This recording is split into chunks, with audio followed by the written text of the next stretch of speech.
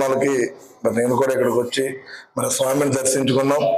నిజంగా ఎంతో పూర్వం నుంచి కూడా ప్రఖ్యాతి గంచిన మరి ఎంబనమనార్ స్వామి మరి ఆలయకర్తలుగా కూడా మరి పుప్పాలవారి ఫ్యామిలీ కుటుంబం నుంచి కూడా మరి వారందరూ కూడా ఇక్కడ నరసాపురం ప్రజలకు కానీ స్వామి గారి సేవలు అందించుకున్న పరిస్థితి.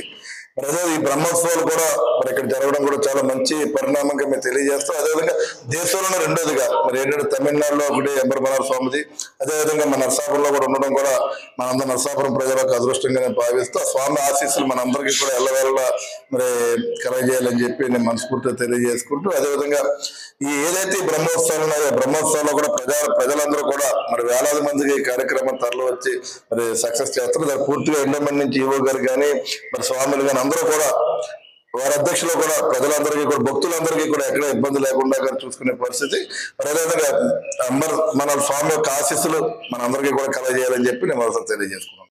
ఏదైతే మరి 2027లో వచ్చే పుష్కరాలకి పురస్కరించుకొని మరి ఈ గుడి యొక్క డెవలప్మెంట్ కూడా ఉపయోగించే విధంగా కూడా మేము సహకరిస్తాం. ఏవో గారికి ఆల్రెడీ ఎస్టిమేషన్ వేస్తాం. ఏదైనా మన పుష్కరాల నుంచి వచ్చే నిధుల ద్వారా కూడా మన ఈ గుడికి చేయడానికి నా వంతుగా